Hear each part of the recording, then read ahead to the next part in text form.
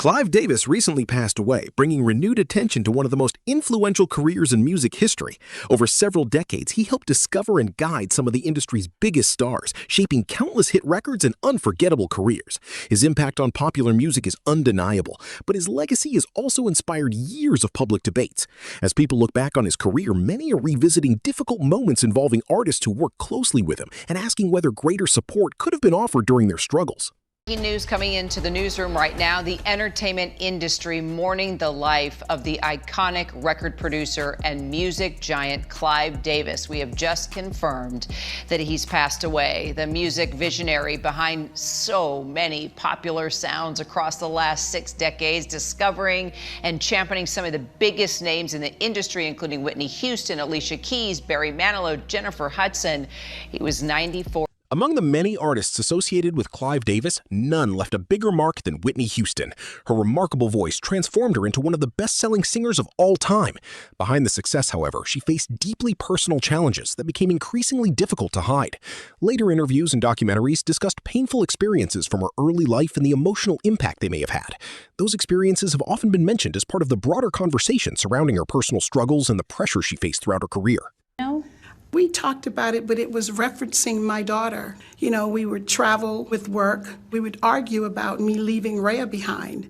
And I never could understood why she was so adamant about her being on the road with us. And that's when she talked to me very briefly, you know, about her situation. And I understood at that point and just let it go. I suspected that there was some kind of trauma in her childhood just because of the way she acted, the way she talked in some interviews about her childhood and about how she felt about children, how she wanted to protect. As the years passed, Whitney's health became a growing concern for fans around the world.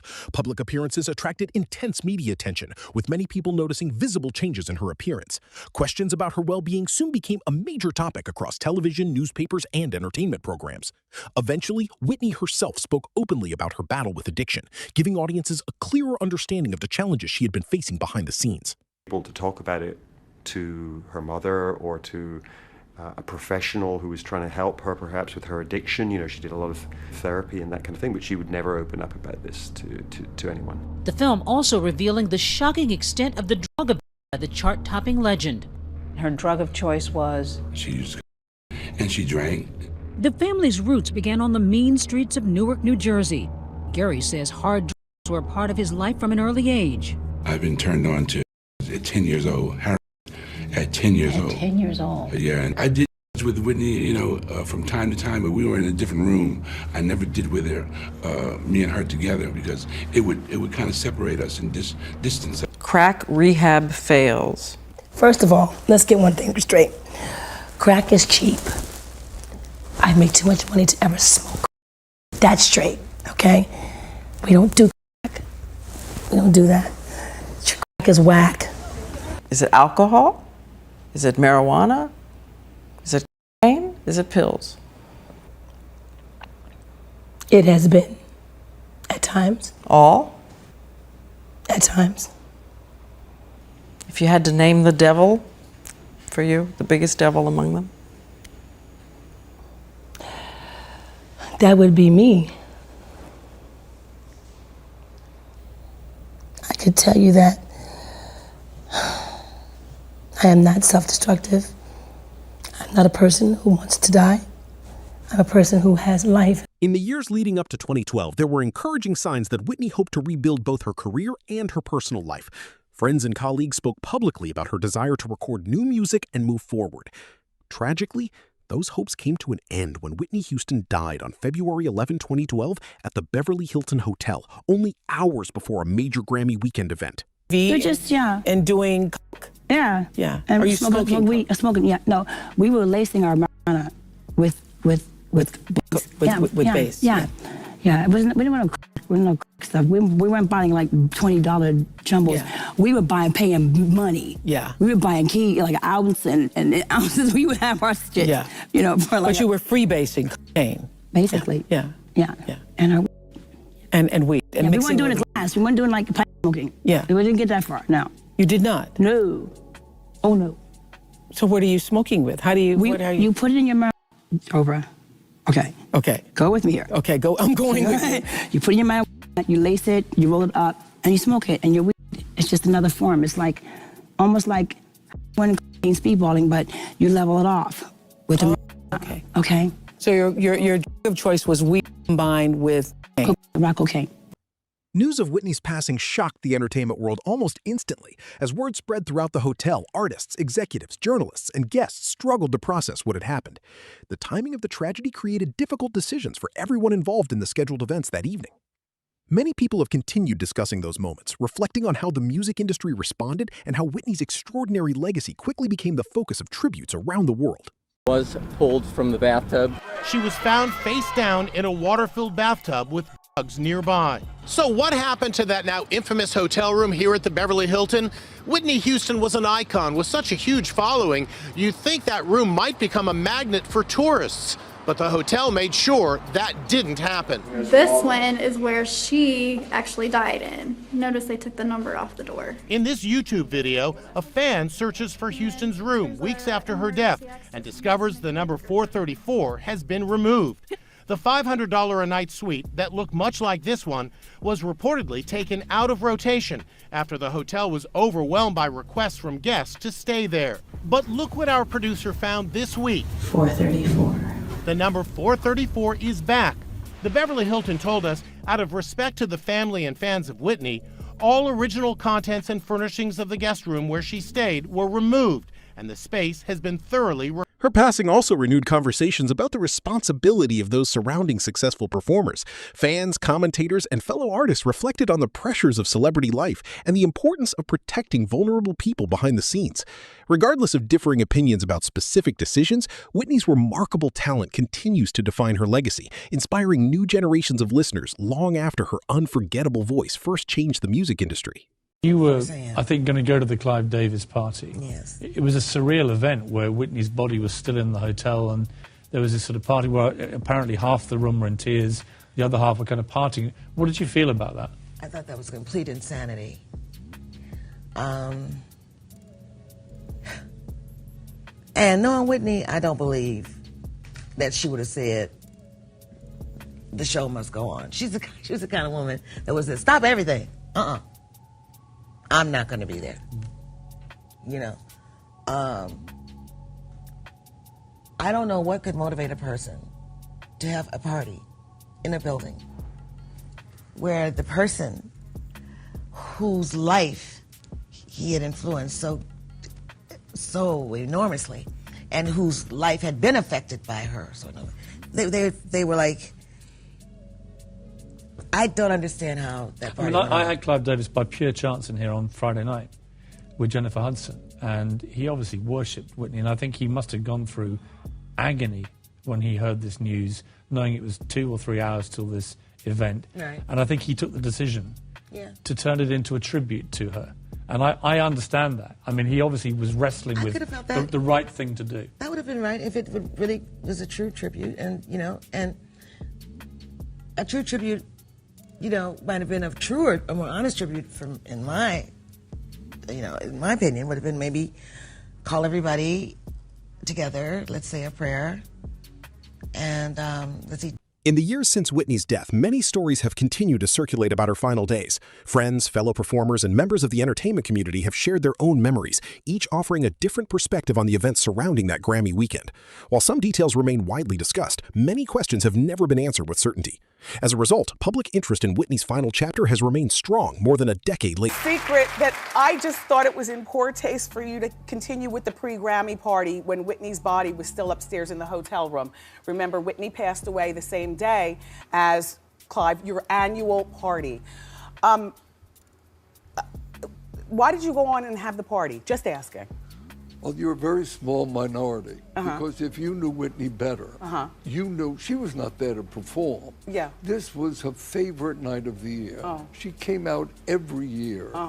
This party was so part of her. So you're saying that she so would've... that the family, we spoke to representatives of Pat, who was a manager, and Gary, who was her brother.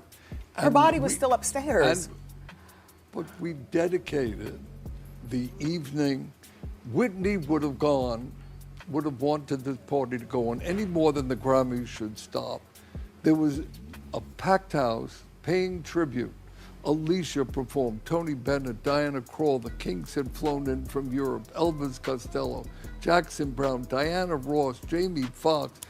Everybody celebrated the life, the memory. That was appropriate, so I beg to differ with you. Well, we agree to disagree. Following her death, official investigations examined the circumstances surrounding what happened. Medical findings and public reports became the focus of extensive media coverage, while experts explained the available evidence.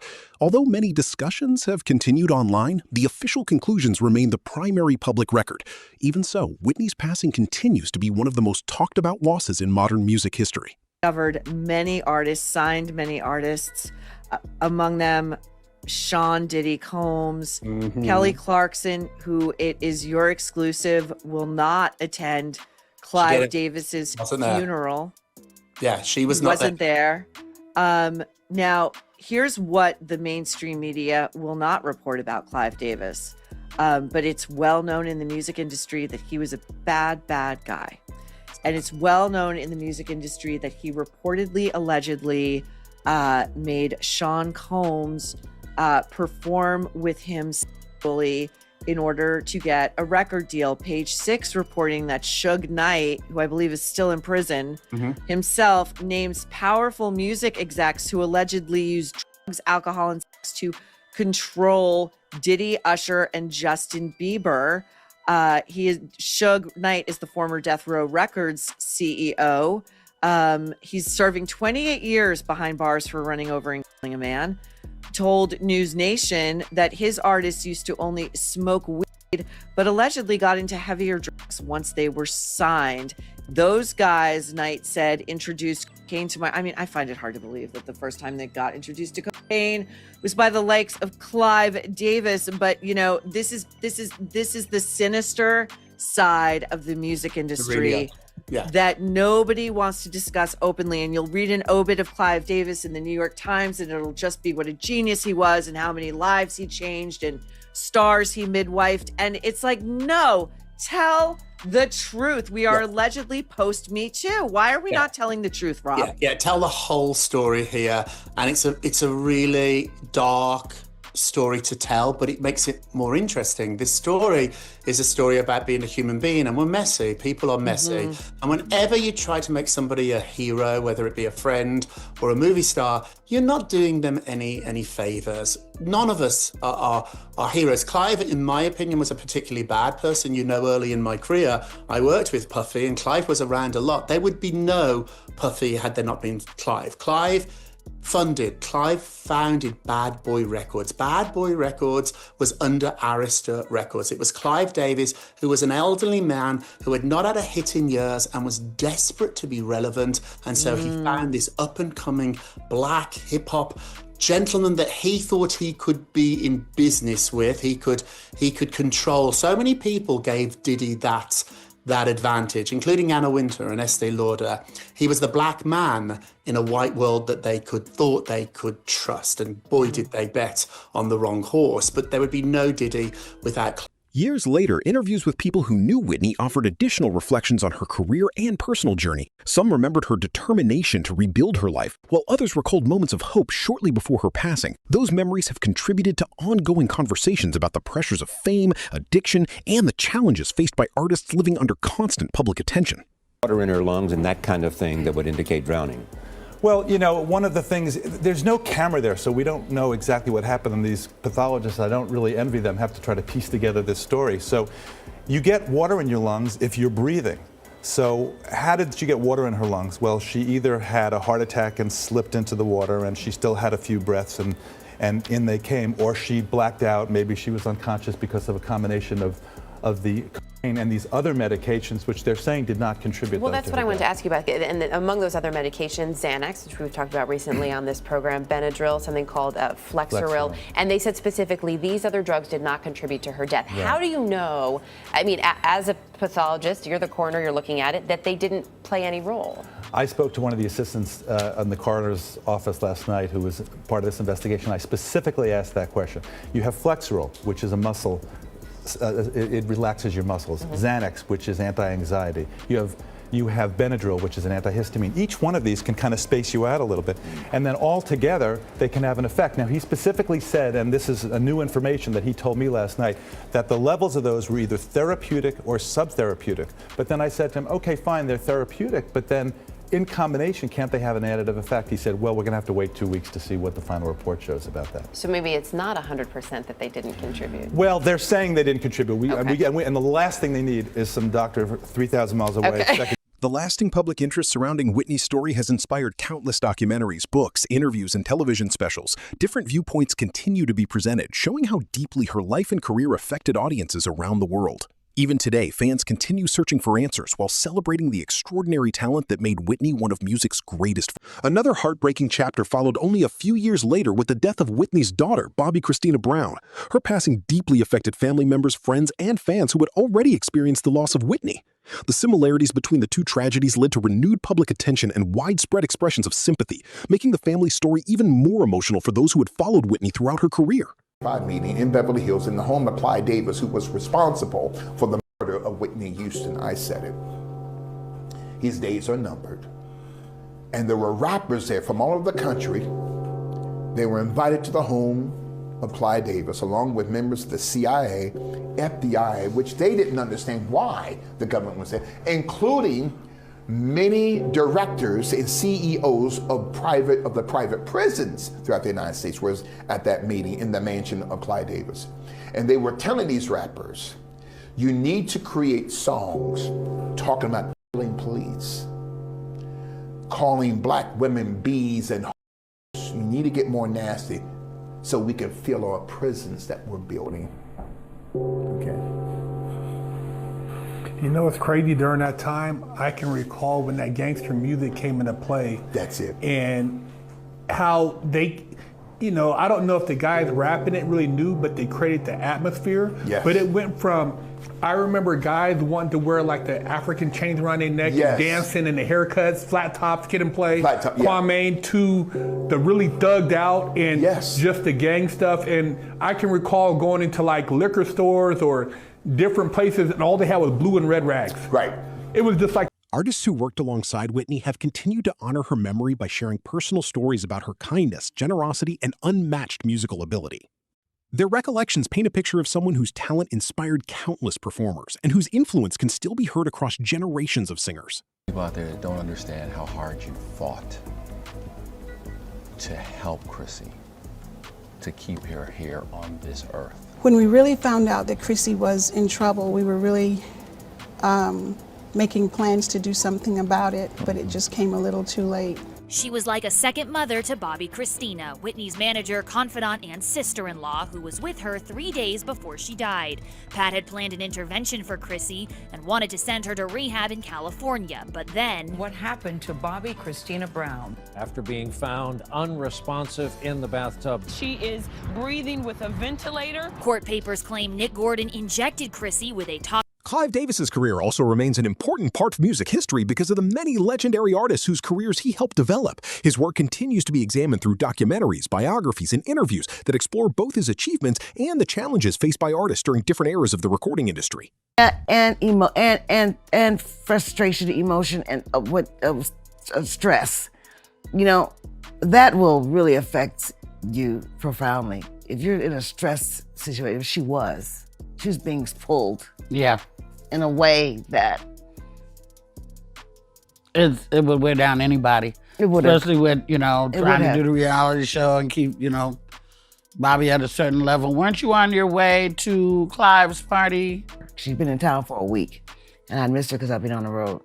So when I got back, while I was out there, I was seeing all the crap that that was happening to her, and she was because before she came down to do this fucking party, she was up in Canada shooting a movie.